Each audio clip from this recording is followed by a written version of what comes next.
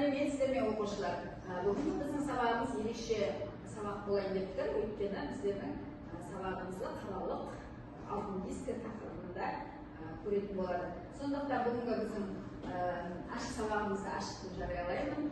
Бәріңіз сабаққа келіп отырғаныңызды құптаймын. Ең бірінші біздер өзімізге жақсы көңіл-күй сыйлау үшін серуету сәті ретінде біздер орнымыздан тұрайық балалар.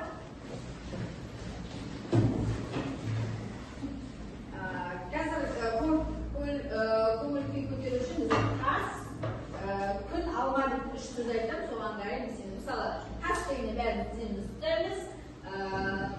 Алма деген кезде қолымызды алға созамыз, және күн деген кезде қолымызды жоғарыға созамыз. Тас,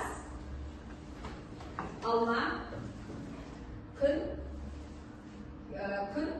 алма, тас, күн, алма, күн, тас. Жақсы, өте қызық болды, жақсы отырыңыздар балалар. Осылай күнімізді көптеп және өзіміз қауіпсіз ережеден жаттығу жасап алдық, иә? Жақсы балалар, біздің өткен сабақта бізде операциялық жүйелер және практикалық жұмыстарды өткен болады деп соған кішкене бір тоқталып өтеміз. Назарыңызды тақтаға қоямыз. Топ IQ бағдарламасында платформасына қарап отырып, мысалы біздер өткен сабақтарда қандай тақырыптар өттік? Компьютердің құрылғыларда ішкі құрылғыларын өттік. Оның ішінде денодептер, процессор, желгодептер деген құралдар бар еді ішкі жақтарында. Соның қазір бойынша қасына көрсетеміз, қайсы сәйкестендіру арқылы қай мысалы денодептердің құралы қайсысы.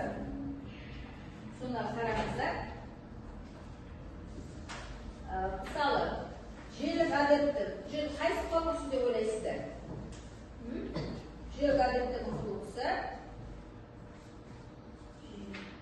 Мына құралды мысалы апарып қояйық, қасына да осының қасына желік адептерді апарып қоямыз. Жақсы. Келесі, мына құрылғы қандай құрылғы? Кім айтады? Мен сіздерге қазір алдарыңызға осы құралдардың атауларын қасыңызға жинап берейін, содан қарап отырып айтамыз.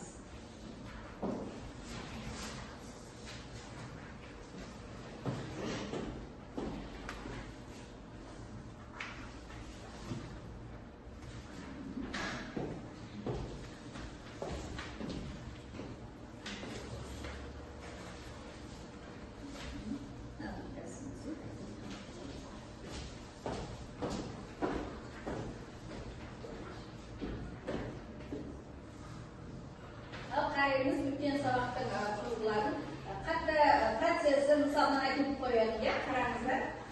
Қараймыз. Тағы да, қандай құрылғылар өтеді? Ішкі құрылғылар неде жатады енді тағы да? Бейнеадептердің өзге қасына сәйкестендіру арқылы апарып береміз. Бейнеадептерді.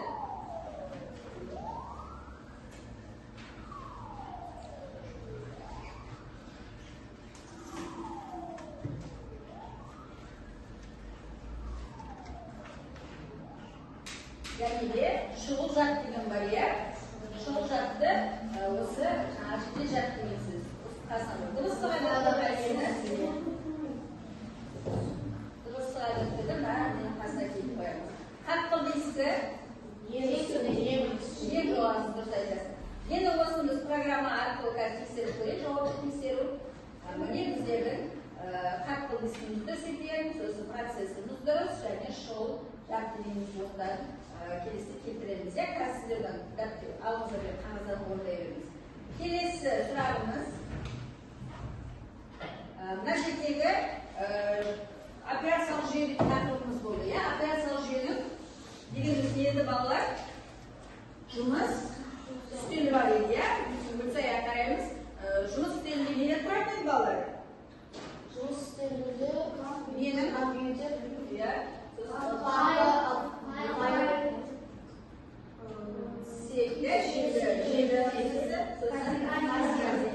Ал енді достарды біздер орнына тағы сәйкестендіру арқылы апарып ko'ramiz. Qarangizlar. Misoli, korзинаning quroli qaysi? Navoiyga. Hamda haqqimiz qaysi? Joyron fayllarni saqlaydi. Korзинаdan. Korзинаga qaramiz, haqqimiz atab beramiz. Orqasidan joylar fayllarni saqlaydi, ularni qo'yamiz. Aslida bir sayfasida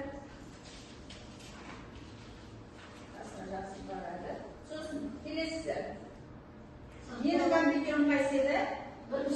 Birinchisi. Larimiz qattiq o'tiramiz. Qattiq saytasiz.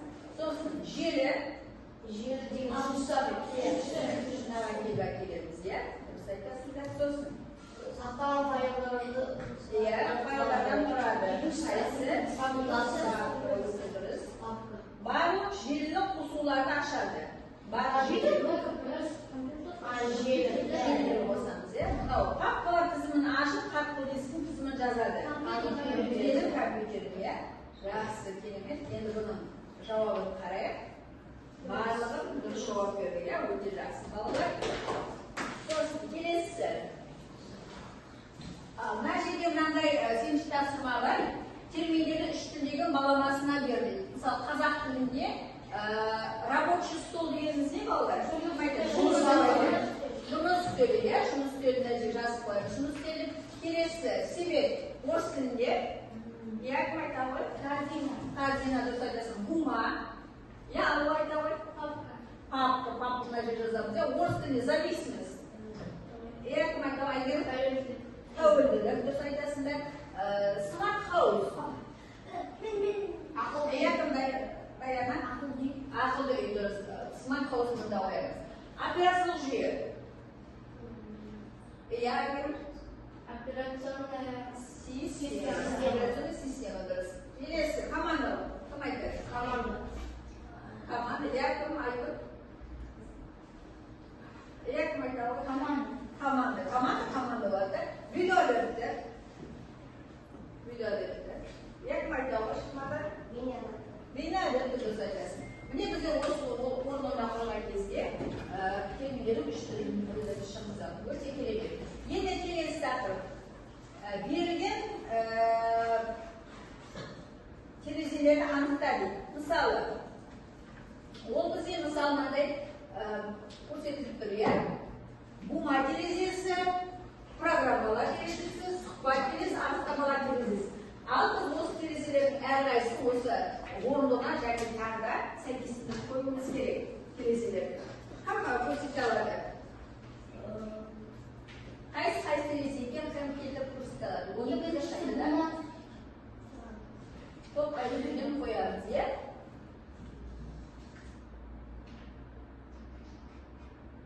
Kelimiz kim keladi? Mehan kelyapti. Nəticədə bir televiziyada, misal, bu televiziyasına qaysi şərtlərdir? Siz nima ko'rsatib qo'yasiz? Bu televiziyasi bu moment. Bu televiziyasi o'sma apart qo'yadi, 8 tillik. Yaxshi. Kelesi.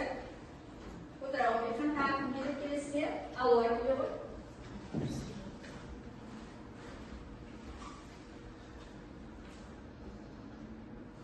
Qaysi televizor? Programmalar televizorsi qaysi? Do'st, qarang. Buni gazimizga to'pay programmasini o'zi aytib beradi. Yaxshi savol o'tiradi. Kelesi kelyapti.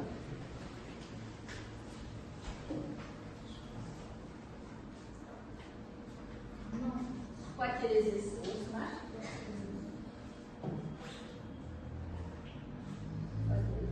Yaxshi. Kelesini ham keladi. Kelyapti. Misol Televizimiz qanday televiziya? Anықтамалы televiziyasi. Al endi bizlar o'zimizni tekshirib qaraylik. Javoblar tekshirib.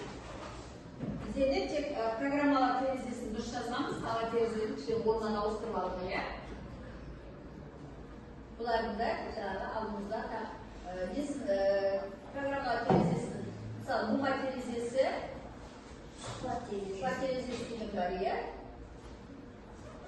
Негізі bu televiziyasi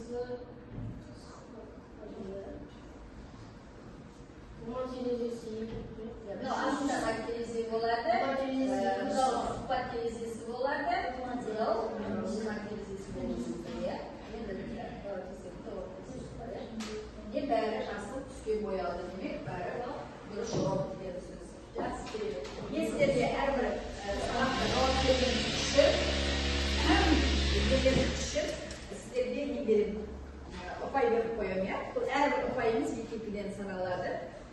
Сұраққа жауап берген балалар керемет. Осындай 3 ұпайды береміз сіздерге. Сұраққа жауап беруіңіз үшін.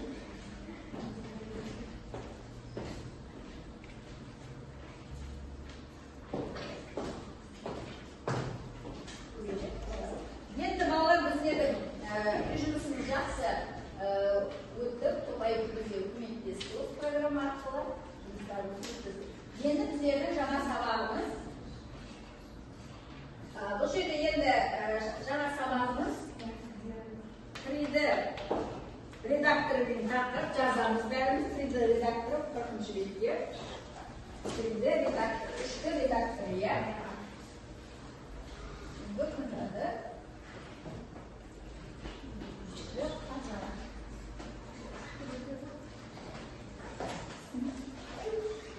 Үшді редакторы.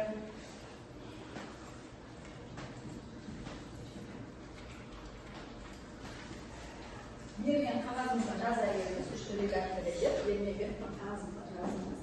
Үшті редакторы деп.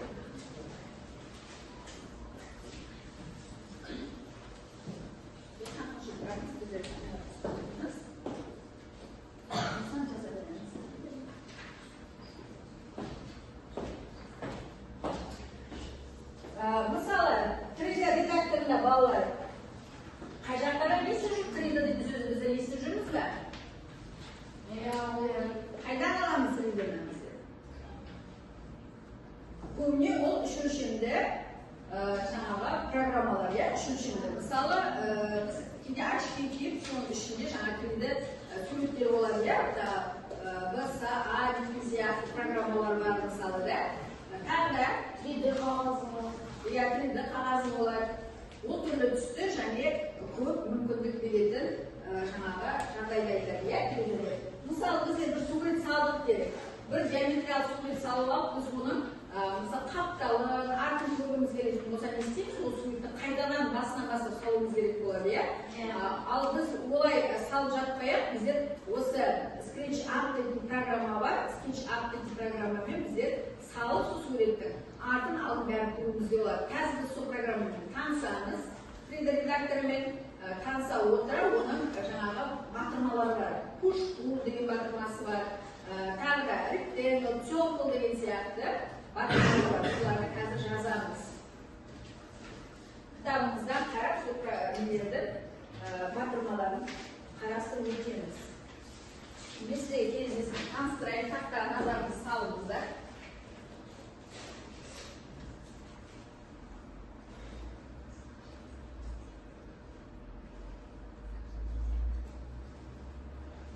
Міне осындай 3D программасы бар, қарап отырмыз, иә, көрдіңіз, иә. Бұл жерде айтатын нәрсе, өзінің батырмалары бар. Мысалы, circle дөңгелек шеңберді салады, иә.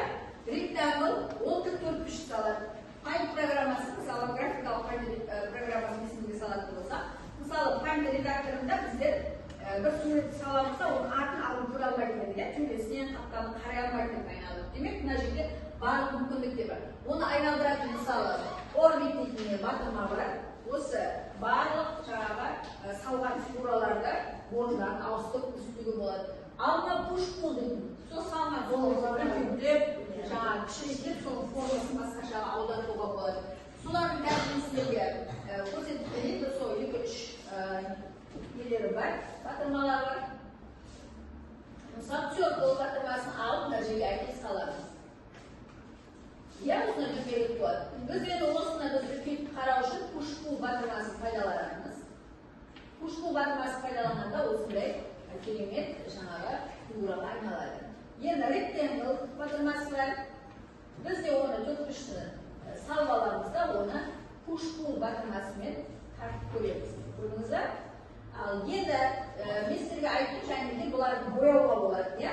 Бояу мысалына бояу кішкентай бояу шелекшесі бар, соны алып, мына жерден бояуды таңдап, үстінен құятын болсақ, не істейді? Ауыстыра алады, мысалы. Мысалы, әртүрлі түстерді алып, жан-жағына бояуымызға болады. Енді біз боялмаған жерлерді қалай қарап аламыз? Біз оны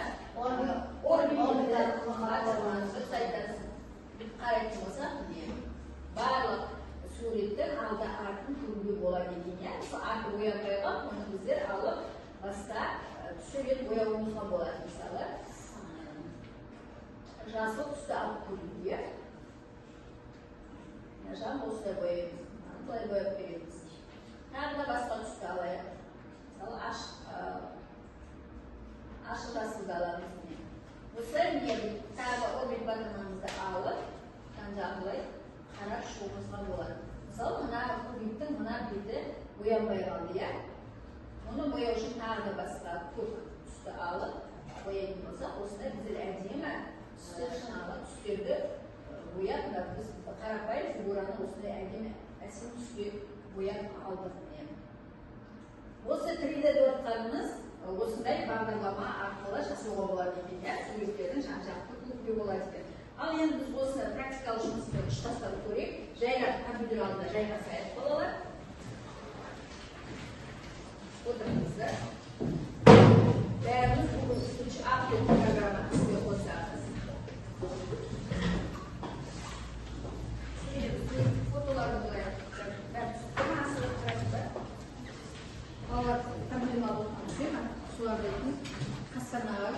Ал оқушылар, осы сабағымыздың арасында біздер жасанды интеллектті қосып кетейік. Ішінен мысалы нені ашып, қандай да бір Google программасын ашып, браузерін осында жаңа сілтемесін қоямыз. Мысалы, пилот программасын сілтемесін қойып ашып көрейік. Мысалы, мына жерде қарап отыратын болсақ, осында бастапқы көріністе осындай сурет берілген деп айталық, иә? Осы келесіде аударған кезде, мысалы, осындай қар жауғызуға болады. Жасанды интеллектті осы 3D программамыздың ішіне кірістіріп жіберуге болады. Жоғарыда фотоға қар жауғызу дейтін команда береміз. Қар жауады. Одан кейін оған тағы да қандай бір не қоссақ болады. Мысалы, балалар ойнап жүр деген іште сөз болса, қар жауған фотоға балаларды ойнату деген кезде осындай жаңағы суреттерді өзгертуге болады. Енді біздер қазір ашып алайық. Бастапқы фото суретіміз осы еді.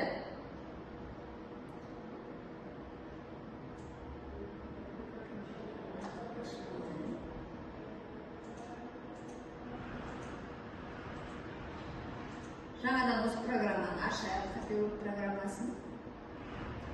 Бұл жасанды интеллектке байланыстырамыз. Мына жерге, мысалы, плюсті басатын болсақ, мына жерге добавить изображение дейміз.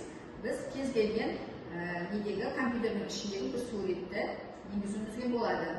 Ол үшін мысалы бастапқы суретте мына бір суретті алайық, әдемі көріністі, күннің сәулесі түсіп тұрған және таудың және теңіз мөлдір суының суреті бар. Енді біз осыған жаңағы қар жауғызайық, қар жауғызу командасын берейік. Қарым берейік, бұл жерге жазамыз, мысалы, қар жауу. Қар жаудыру.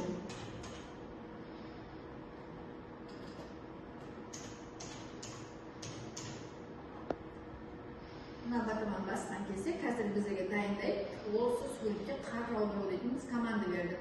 Қардың сиқырлы сәттерді басқаруда деген. Міне біздерге жасанды интеллект өзі жаңа бастапқы суретке қар жауу түрін келтіріп алды.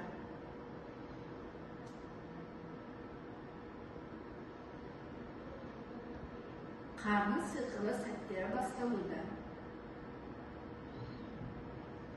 Бастапқы суретіміз мынау еді.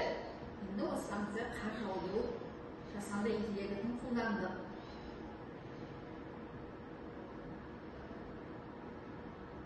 Күніміз әлі шығып тұр, тауларымыз бар, бірақ аспаннан қар жауып жатыр. Осы енді қар жауған суретке тағы да қандай сіздер өзіңіздің қиялыңызды елестетіп қосар едіңіз. Мысалы үшін Бұл қағидың ішінде және шырша суреті бар деп айтады, иә. Шырша суретін қос деп айтады. Шырша фотосын қос.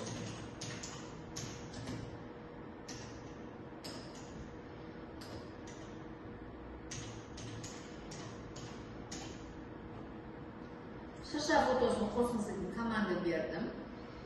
Демек, қазір біздің бұл қарға және әбден несін қосады, фотосын қосып жіберді. Бірақ біздер қазір бұл суретке келтіртейік. Мысалы, балалар ойнап жүрген суреттерде бала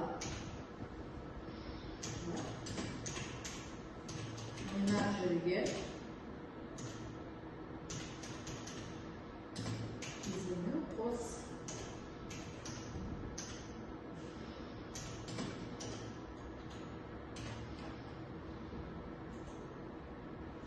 Балалар ойнап жүрген кезеңін қос. Балалар шаттыққа бөленіп жүрген.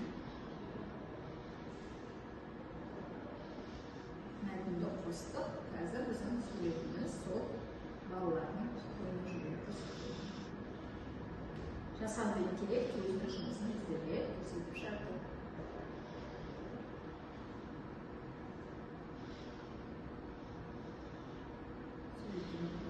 Бастапқы мана фотомыз осындай еді. Бұған енді біз қандайдағы шыршаны кетіп қосуға болады. Шыршаны қосып едік. Және оған шыршасы бар, керемет, қостым екен. Және балалар ойнап жүргенін салайын деп жатыр. Бұл өте әдемі. Не жасанды интеллекттің жаңағы ерекшелігі осындай болады. Бұл копилот программасында өңдеуде осылай жасауға болады екен. Объектан соң баса ғой.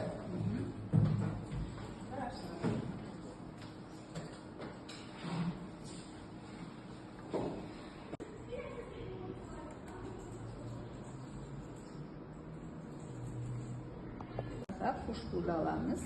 Дұрыс. Керемет болды. Сол жарайды. Енді цирклдал. Циркл дегенімізде шеңбері дөң керек.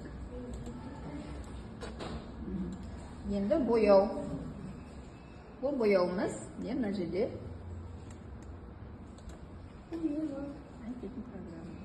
Аласыз. Мына жерде кез келген бір түсті таңдап алыңыз. Қызылды алыңыз. Мысал үшін керемет. Орбитикін батырмаңыз не? Сонымен несін орайсың. Нетсейді программасы жасадың. Келесі төртбұрышын боя. Барлық бояуын бояп шығады. Келесі бар. Керемет. Айылының жұмысы әлі жүріп жатыр.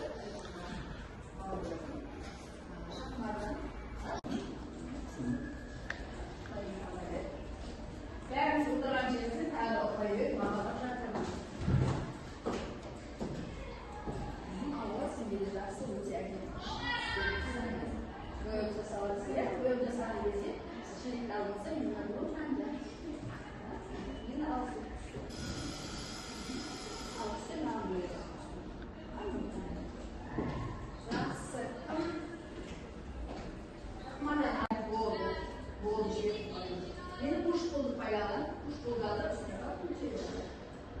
Bas, buranın üstüne bas, bak, bütçeli var. Dersin buranın üstüne var, bak, bütçeli var. Dersin bütçesi, dersin bütçesi, bütçeli var.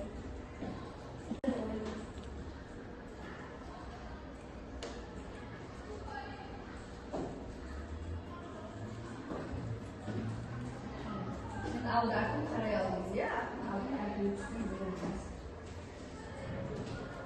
Boyamızda boya boş içiyor aslında. Ama bunu alalım şimdi. Asıl bizim. Şimdi namuslu. Жақсы балалар, керемет бүгінгі практикалық жұмысымызды жаңа сабақтың ұштастырымызды бәріміз орнымызға келейік. Әрқайсысы үшінші балды. Бал бердім. Бай бердім. Келе қойып орындарыңызға. Сіздер жақсы практикалық жұмыстарыңызды жұмыспен жаңа сабақ sizga және 4 ұпайдан беріп алдыңыз деді. 2 ұпайдан 4 ұпай алдыңыз. Мен сіздерде қазір 6 ұпай болды, иә. Енді біздер бүгінгі сабағымызды пысықтаушыда Wordwall платформасында жаңа сабағымызды пысықтауға қараңыздар. Бізде мысалы мынандай қандай өлшемдегі модельдеуді өттік. Қартан тоқтап түсіресінші. Біздің бүгінгі сабағымыздың пысықтау үшін қандай өлшемдегі модельдеу. Я ислам айта ғой. Екі дыма. Белгіледі. Келесі сұрағы. Аймын айта ғой. Сенен рәң талқа. Я баянайдағым.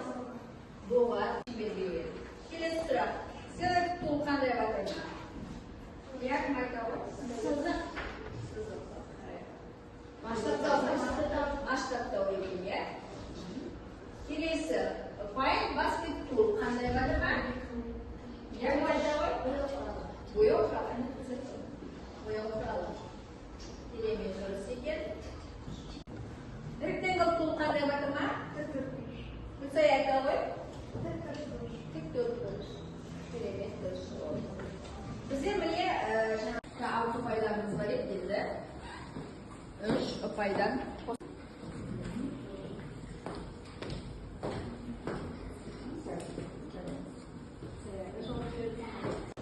Бүгінгі біздің сабағымыз өте керемет өтті. Біз қандай батырмаларды өттік балалар?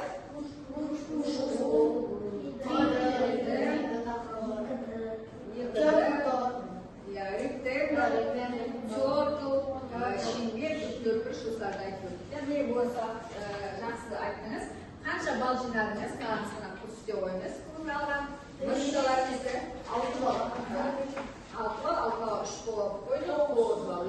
Әр қайсыңызда 3 валютадан демек бұның барлығы 9 бал алды деп санаймын. Бүгін енді жақсы сабаққа қатысқан балаларға кішкене сыйлығымыз бар. Нағыз жаңағы сабаққа керек құралдар, жақсы қатысқан балаларға жақсы нелер береміз. Жақсы қатысқан суреттерін жақсы салды. Жақсы салды енді таңда қандай сыныштар қосырақ береміз.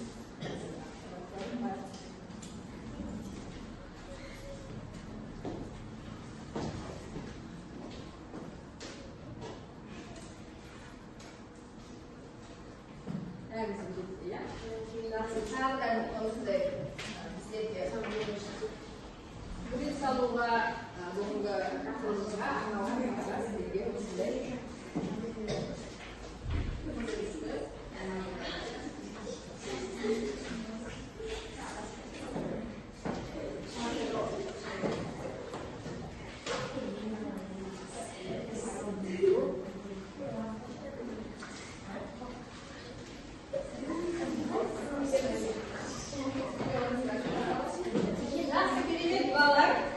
рахмет, сау болыңыздар.